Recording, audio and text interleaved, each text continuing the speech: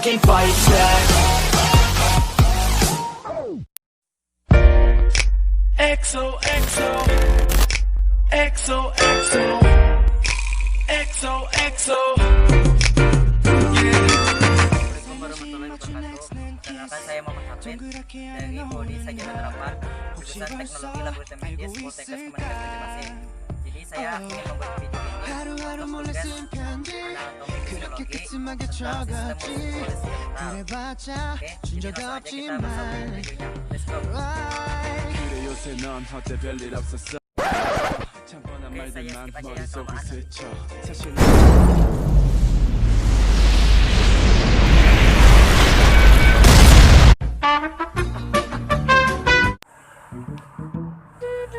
Nah, kita sudah sampai di rumah saya. Jadi saya akan menjelaskan tentang mempresentasikan tentang sistem muskuloskeletal. Oke. Jadi mungkin gambarnya akan saya tampilkan di sebelah saya ini ya. Nanti kalian bisa aja melihatnya nanti. Oke. Oke, kita masuk ya. Yang pertama, sistem muskuloskeletal. Gambarnya seperti ini.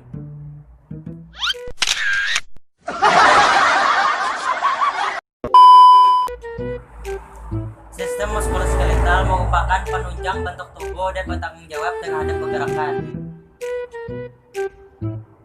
Muskuloskeletal terdiri dari kata muskulo artinya otot, skeletal artinya tulang. Muskulo atau muskular adalah jaringan otot-otot tubuh. Ilmunya sama dengan neurologi. Skeletal atau osteo adalah tulang kerangka tubuh. Ilmunya osteologi.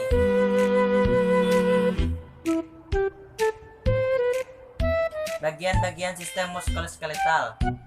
Ada otot, muscle. Jadi muscle itu maksudnya bahasa Inggrisnya muscle.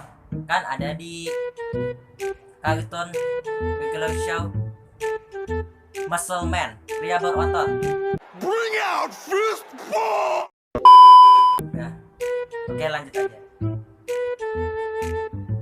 Tulang atau rangka skeletal. Sendi atau joints. Ini bentuk gambarnya seperti ini. Ya. Tendon jaringan ikat yang menghubungkan otot dan tulang. Ligamen jaringan ikat yang mempertemukan kedua ujung tulang. Busae kantung kecil dari jaringan ikat antara tulang dan kulit, antara tulang dan tendon, atau di antara otot. Fascia jaringan penyambung longgar di bawah kulit atau pembungkus otot, saraf, dan pembuluh darah. Kita masuk ke materinya ya. Ada yang pertama yaitu otot. Otot adalah kumpulan sel otot yang membentuk jaringan dan berfungsi untuk menggerakkan organ tubuh. Sistem otot terdiri dari otot, fascia, tendon. Nah, yang sudah saya jelaskan tadi ya. Otot membentuk 43% berat badan, lebihnya sepertiganya merupakan protein tubuh, dan setengahnya tempat terjadinya aktivitas metabolik saat tubuh istirahat. Proses vital di dalam tubuh seperti kontraksi jantung, kontraksi pembuluh darah, bernapas, peristaltik usus terjadi karena adanya aktivitas otot. Oke. Fungsi otot adalah sebagai alat gerak aktif, menyimpan cadangan makanan, memberi bentuk buah tubuh. Jadi itu yang fungsi-fungsi otot. Jenis jaringan otot. Yang pertama ada otot polos. Punya satu inti berada di tengah. Dipersarapi saraf otonom involuntar. Saraf otot polos tidak berserat. Terdapat di organ dalam tubuh visceral. Sumber Ca2+ dari chest cerebus spinal. Sumber energi terutama dari metabolisme aerobik. Kerja awal kontraksi lambat, kadang mengalami tetani atau kejang dan tahan terhadap kelelahan. Yang kedua ada otot torik atau rangka. Otot rangka punya banyak inti, hiperserapi, saraf motorik somatik atau volunteer, letak melekat pada tulang. Sumber Ca12 dari retikulum sarkoplasma. Sumber energi dari metabolisme aerobik dan anaerobik. Kerja awal kontraksi cepat, mengalami tetani atau kejang dan cepat lelah. Yang ketiga ada otot jantung, punya satu inti berada di tengah, hiperserapi, saraf otonom, involunteer, serat otot polos berserat, letak hanya pada di jantung. Jadi otot jantung ini letaknya hanya di jantung ya. Sumber Ca12 dari chest, cerebrospinal, dan reticulum sarkoplasma. Sumber energi dari metabolisme aerobik. Kerja awal kontraksi lambat, tidak mengalami tetani, kejang, dan tahan terhadap kelelahan. Nah, di sini saya akan tampilkan perbedaan antara otot polos, otot torik, dan otot jantung. Dan ada juga gambarnya ya. Jadi di sini mungkin ada yang keliru.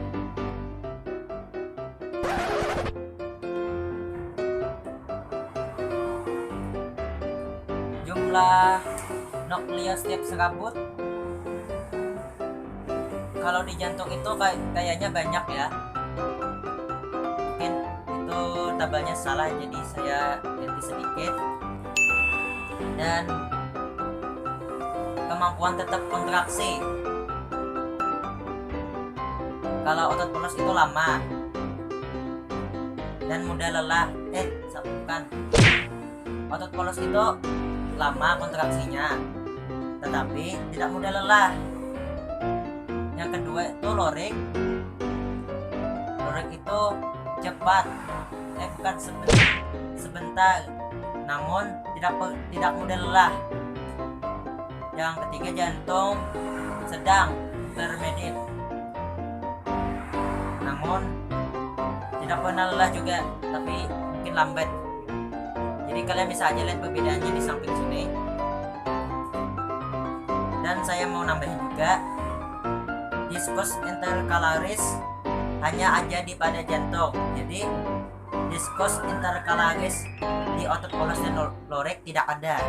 Oke, lanjut. Oke, kita masuk tulang. Gambarnya seperti ini.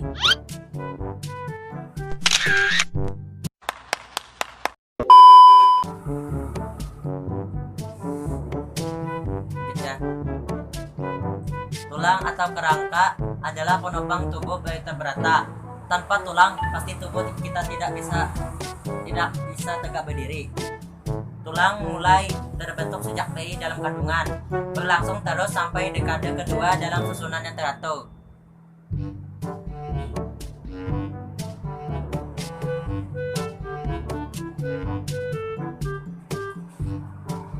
Fungsi tulang sebagai penopang, pelindung, penyokong tubuh, sebagai alat gerak pasif, sebagai penyimpan mineral kalsium, sebagai tempat pembentukan sel darah merah, sebagai pelindung alat-alat tubuh yang lunak. Jenis tulang ada dua, satu tulang rawan, cartilago, dua tulang sejati atau keras, osteon. Tulang keras dibagi lagi menjadi dua, ada tulang kompak atau tulang pipa, dan ada juga tulang spon, tulang pipi dan pendek. Bentuk tulang pendek, contohnya tulang telapak tangan dan kaki serta ruas-ruas tulang belakang. Tulang pipi, contohnya tulang tengkorak, tulang rusuk, dan tulang belikat. Tulang pipa, contohnya tulang paha, tungkai bawah, dan tungkai atas.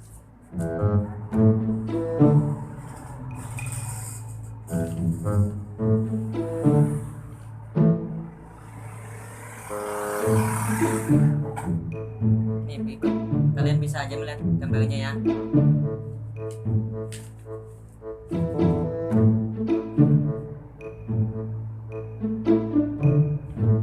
2,000 years later. Kita masuk ke macam-macam tulang ya. Jadi ada 206 nama tulang di dalam tubuh kita ini ya. Oke, saya akan sebutkan. Yang pertama ada rangka aksal,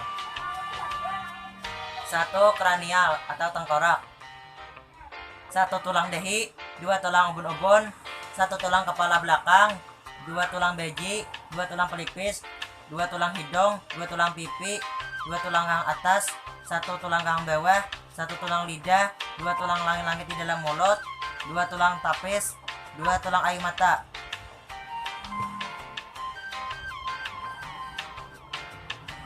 Tulang telinga, 2 tulang martil, 2 tulang landasan, dan 2 tulang sanggudi. Vertebrata kolomnis atau ruas tulang belakang. Ada 7 ruas tulang leher, 12 ruas tulang punggung, 5 ruas tulang pinggang, 5 ruas tulang kelangkang, 4 ruas tulang ekor. Sternum atau tulang dehi, tulang hulu, tulang badan, tulang pedang, gaji pedang. Kostai atau tulang rusuk, 7 pasang tulang rusuk sejati, 3 pasang tulang rusuk palsu, 2 pasang tulang rusuk melayang. Yang kedua ada rangka apendikuler. Bahu, 2 tulang belikat, 2 tulang selangka. Panggul, 2 tulang pinggul, 2 tulang duduk, 2 tulang kemaluan. Lengan, 2 tulang lengan atas, 2 tulang pengumpil, 2 tulang hasta, 2 kali 8 tulang pergelangan tangan, 2 kali 5 tulang telapak tangan, 2 kali 14 ruas tulang jari tangan, Tungkai, 2 tulang paha, 2 tulang tempurung lutut, 2 tulang kering, 2 tulang betis, 2 tulang tumit, 2 kali 7 tulang pergelangan kaki, 2 kali 5 tulang telapak kaki, 2 kali 14 ruas tulang jari kaki.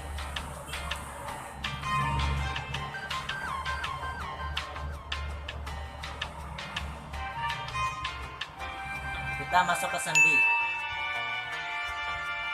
Arterologi, ilmu yang mempelajari persendian.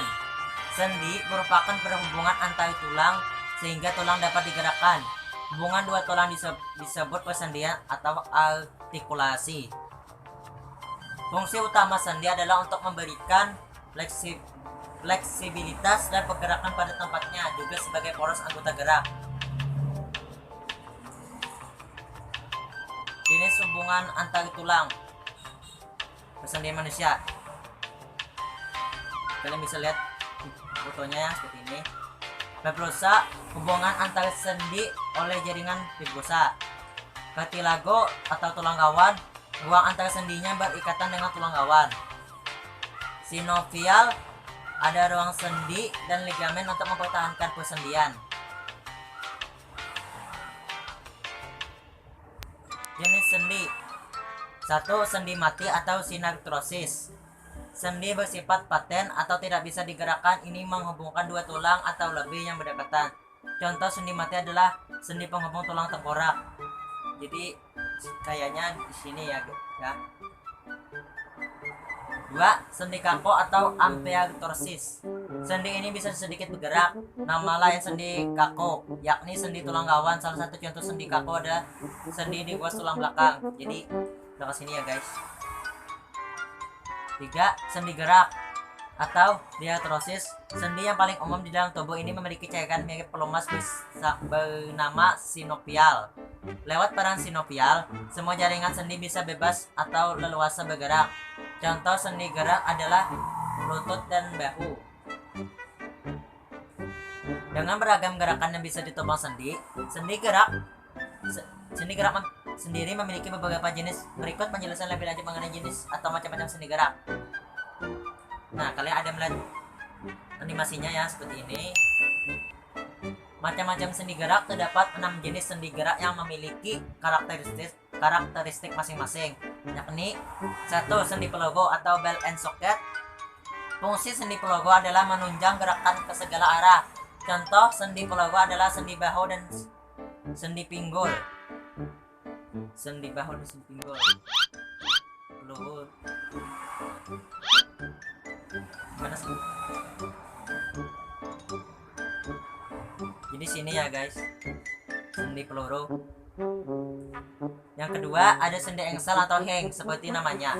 Fungsi sendi engsel mirip engsel di sebuah pintu, yakni untuk gerak membuka atau menutup dari satu arah. Contoh sendi engsel adalah sendi siku atau sendi lutut. Kayaknya seperti ini. Pintu yang mau nutup atau buka.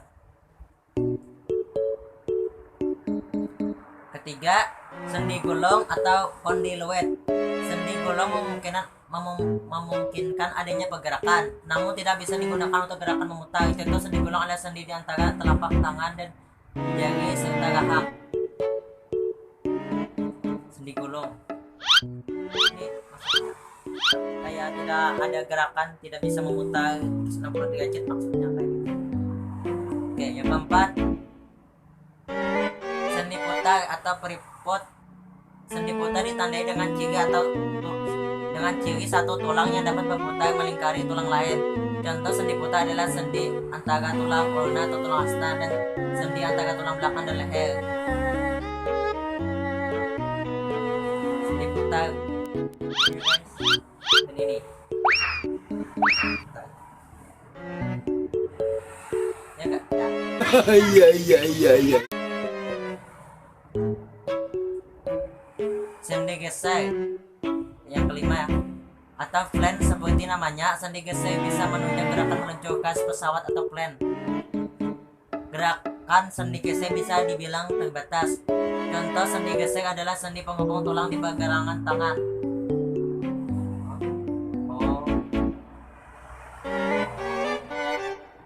Atau ruas tulang belakang sendi geser itu termasuk ya. Fotonya di gambar seperti ini.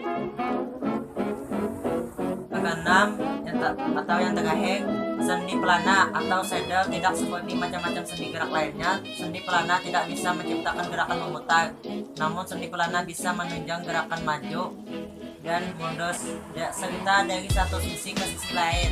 Contoh sendi pelana adalah sendi penghubung tulang pergelangan tangan dengan pangkal ibu jari. Contohnya ini.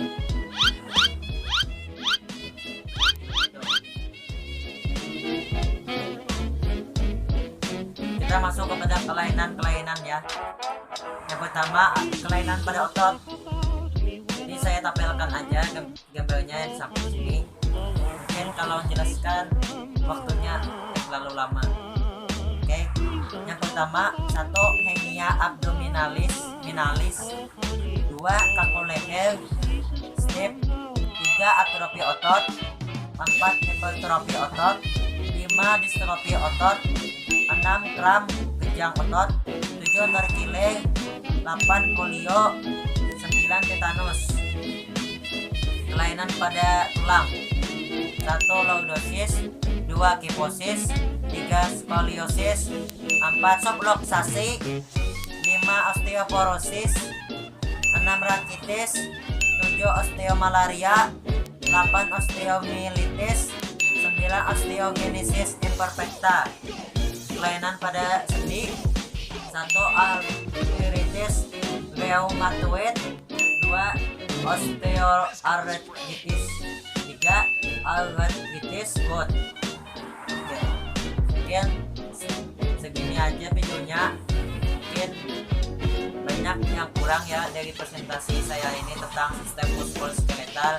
Jadi kalau ada yang kurang saya minta maaf, dan jika selebihnya saya hanya bisa mempersilakan ini. Jadi kalau ada masukan kalian bisa aja komennya di bawah. Oke, mungkin sekian ini videonya. Terima kasih menyaksikan. Semoga ilmunya bermanfaat dan dapat diamalkannya dalam kehidupan sehari-hari. Oke, terima kasih. Assalamualaikum warahmatullahi wabarakatuh. Sampai jumpa. Bye bye. Assalamualaikum warahmatullahi wabarakatuh. Perkenalkan, saya Muhammad Hafid dari Prodi Sarjana Terapan